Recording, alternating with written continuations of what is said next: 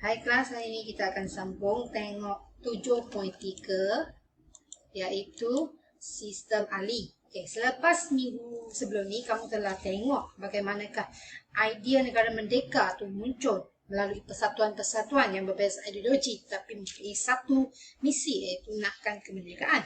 Dan kemudian kita telah lihat kerjasama antara tiga kaum utama, China, Melayu, India dalam jawatan kuasa hubungan antara kaum CLC, dan kemudian mereka pergi pula lebih jauh iaitu melalui sistem ahli.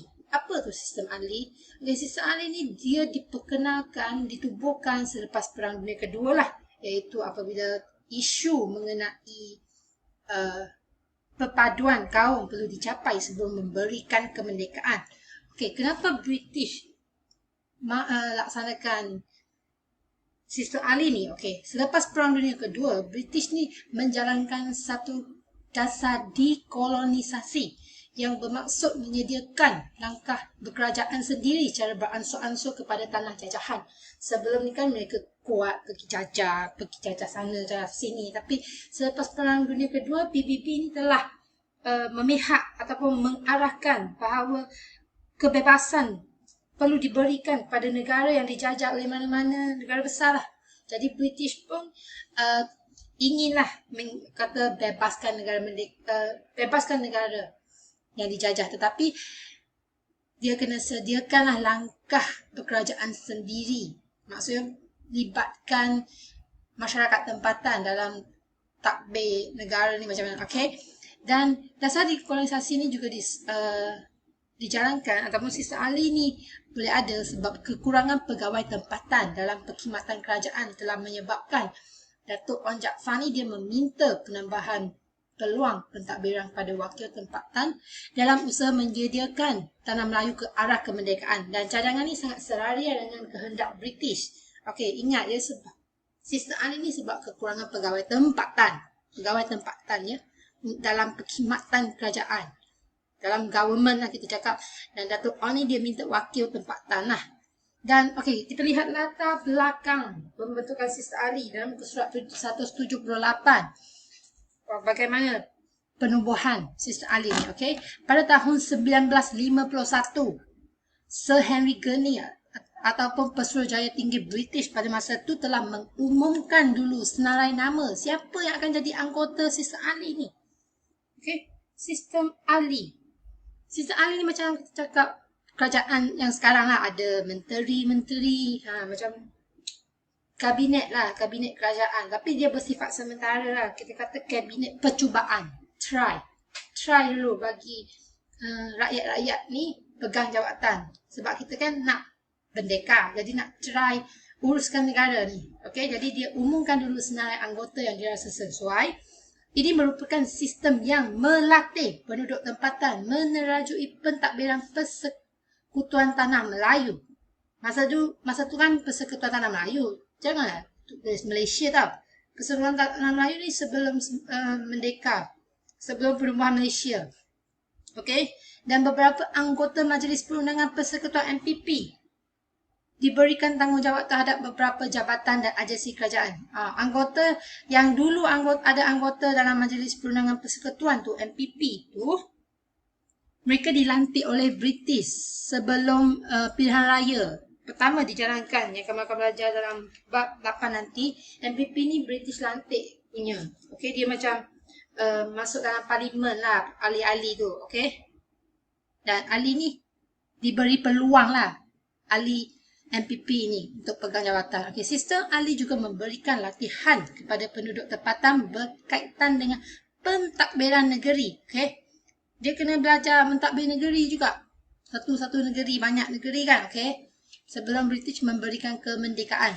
Dan dia dilaksanakan pada April 1951 hingga bulan Jun 1955 sebelum pilihan raya MPPR yang kamu akan belajar di bab seterusnya, yang diadakan pada Julai 1955. Tetapi walaupun sistem ahli ni bagi pegang jawatan, ada 3 jawatan yang dia masih pegang, British pegang. Mungkin dia rasa jawatan ni penting kot, belum masa lagi untuk rakyat pegang. Mungkin ini melibatkan negara lah, penting ataupun memberikan keuntungan kepada mereka. Kita tak tahu apa yang difikirkan oleh British, tapi kita tahulah 3 portfolio ni dia masih pegang, iaitu hak ehwal ekonomi, perindustrian dan perhubungan sosial, perumahan dan kerja raya. Dan juga pada tahun 1954 berlaku satu rombakan. Maksudnya dia ubah-ubahlah sisa ahli, iaitu beberapa portfolio baharu diwujudkan dan dijawab oleh warga negara Persekutuan Tanah Melayu yang menjadi anggota NPP. Okey, ingat dalam 1951 hingga 1955 ni ada satu rombakan pada 1954, iaitu dia wujudkan lebih banyak jawatan lah, portfolio tu jawatan. Okey. Dan inilah antara orang hebat lah dalam Sister Ali ni. Anggota Sister Ali, kamu kena ingat lah tokoh-tokoh ni, nama mereka dan juga jawatan mereka. Macam jawatan menteri hari ni, yang menteri kesihatan, menteri pelajaran. Tapi dia panggil ahli. Sebab ini Sister Ali yang jadi ahli hak ehwal dalam negeri. Siapa pegang? Datuk On Jaafar. Ahli pelajaran, EC Turasingga, dan seterusnya. Kena ingat lah. Okey, dan ciri-ciri Sister Ali ni, apa ciri-ciri? Ada 5 semua. Ciri dia, ahli ni dia bertaraf menteri. Cikgu dah cakap tadi kan, menteri kan. Dia macam, level dia macam menteri lah. Dan bertanggungjawab menjaga portfolio bidang mereka. Okey, bidang mereka, portfolio yang mengandungi jabatan dan agensi kerajaan. Yang kedua, ahli ni dilantik oleh Pesuruhjaya Tinggi British. British yang lantik, okey, bukan macam sekarang pilihan raya. Tapi itu kemudian lah, sebab ini kan tempoh percubaan gitu. Jadi ahli ni British yang lantik, okey, dengan persetujuan Majlis Raja-Raja. Yang ketiga adalah ahli bertanggungjawab mencadangkan undang-undang yang berkaitan jabatannya untuk dibentangkan dalam MPP. Macam parlimen lah, menteri-menteri ni. Dia jaga portfolio dia. Dia kena keluarkanlah cadangan ke undang-undang dan dia akan pergi bahas dalam MPP. Dan keempat adalah ahli diletakkan di bawah kuasa Pesuruhjaya Tinggi. Okey, ahli ni masih lagi berada di kuasa British lah, Pesuruhjaya Tinggi. Dan satu sistem kabinet bayangan. Kabinet bayangan yang terdiri daripada beberapa pegawai takbir dan tokoh masyarakat. Okey, masa tu ada satu sistem bayangan lah. Kita cakap sebab belum pilihan raya, belum apa-apa, jadi dia tubuhkan satu kabinet bayangan dulu. Okey. Nah, ini adalah kata-kata yang penting kena ingat lah tentang ciri sistem ahli. Okey, seterusnya kepentingan sistem ahli ni. Apa kepentingan? Pertama, dia menyediakan asas penting untuk melatih orang tempatan ke arah berkerajaan sendiri. Okey. Yang kedua, dia memberikan pendedahan kepada penduduk tempatan untuk belajar mentadbir dan menerajui kerajaan menjelang kemerdekaan. Yang ketiga, dia merupakan proses membuat perpaduan kaum. Sebab bab ini kan dia pasal perpaduan kaum. So kepentingan dia mestilah merupakan proses memupuk perpaduan kaum. Kerana ahlinya terdiri daripada gabungan pemimpin pelbagai kaum dalam satu sistem tu. Dan keempat adalah menentukan kemerdekaan yang diperoleh mendapat sokongan seluruh penduduk Persekutuan Tanah Melayu. Okay? Siapa yang mentadbir negara? Nak lihat lah, nak survey kita kata. Okay? Dan did you know, kamu tahu dalam info kamu 179, sebenarnya Datuk On Jaafar ni dia pegang jawatan sebagai Menteri Hak Ehwal Dalam Negeri Persekutuan Tanah Melayu. Dan tanggungjawab menteri ni adalah menjaga hak ehwal imigran, penyiaran dan percetakan. Jangan sesekali lah mengarut pasal berita palsu. Dia yang kawal. Hubungan negeri Melayu dengan negeri-negeri Selat. Negeri Selat ni Pulau Pinang, Melaka, Singapura. Okay. Dan hak ehwal menunaikan haji pun dia kawal, dan pendaftaran kerakyatan, perkahwinan dan kematian.